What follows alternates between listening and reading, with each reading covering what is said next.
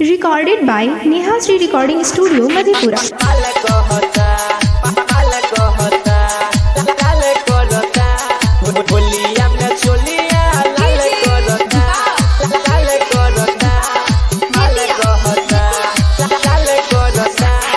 होलिया में चोलिया लाल करता जादव जी के बेटा वहाँ माल कहता। होलिया में चोलिया लाल करता जादव जी के बेटा वहाँ माल कहता।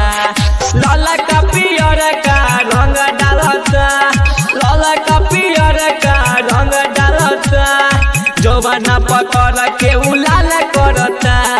होलिया में चोलिया लाल करता जादव जी के बेटा वहाँ माल कहता। होलिया में चोलिया लाल करता जादव जी के बेटा सबे माल कहता। Recorded by Neha Sri Recording Studio, Madhepura. होलिया में चोलिया लाल करता, लाल करता, माल कहता, लाल करता। लहंगा लखनऊआ के सबे करता बुरा हाल, जादो बबुआ न हमरे पीछे भइले बाग बेहाल, भइले बाग बेहाल।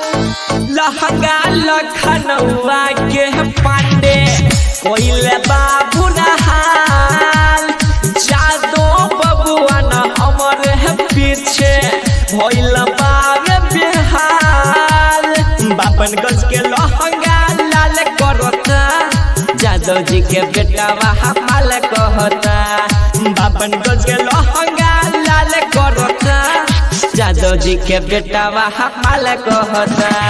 होलिया में चोलिया लाल करता जादव जी के बेटा वहाँ माल कहता। जादव जी के बेटा सबे माल कहता, माल कहता, माल कहता, लाल करता।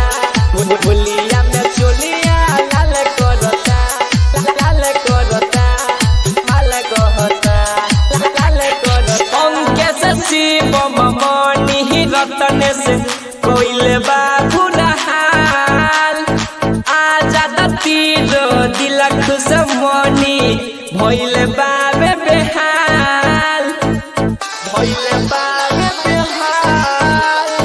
के सब करण मुकेश बिहारी रत्नेश भइल बाबे हाल। बिट्टू बिहारी जवाना में हमरा डालेला गुलाल, अब नहीं बचेगा मेरा सामान, लगता है छोटू बाबू लेगा परान। अब नहीं बचेगा मेरा सामान, लगता है बिट्टू बाबू लेगा परान। अब नहीं बचेगा मेरा सामान, लगता है जादव छोड़ा लेगा परान, लगता है बाभर छोड़ा लेगा परान।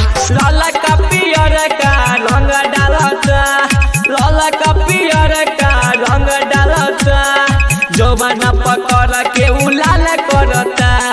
होलिया में चोलिया लाल करता जादव जी के बेटा वहाँ माल कहता।